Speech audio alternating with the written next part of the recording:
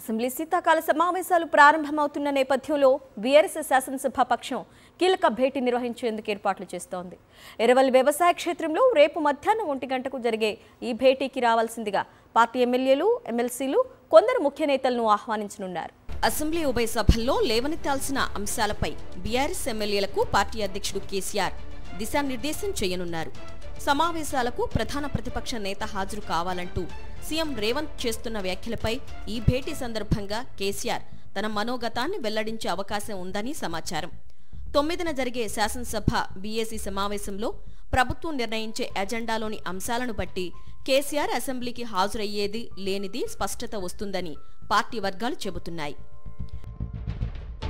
ఈ ఏడాది ఫిబ్రవరిలో జరిగిన అసెంబ్లీ సమావేశాల్లో తమ గొంతు నొక్కారని బీఆర్ఎస్ ఆరోపించింది.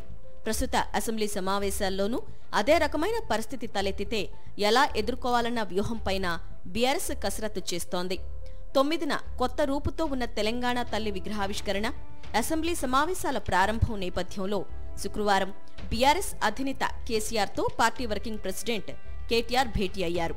ఎర్రవెల్లి నివాసంలో జరిగిన ఈ భేటీలో పలు అంశాలపై కేసీఆర్ సూచనలు చేసినట్టు సమాచారం. ఏడాది పాలన విజయోత్సవాల్లో భాగంగా సచివాలయంలో తెలంగాణ తల్లి కొత్త విగ్రహాన్ని కాంగ్రెస్ ప్రభుత్వం ఆవిష్కరించనుంది. అయితే తెలంగాణ తల్లి విగ్రహం రూపు మార్చడాన్ని వ్యతిరేకిస్తున్న బీఆర్ఎస్ అదే రోజున పోటీ కార్యక్రమానికి సిద్ధమైంది.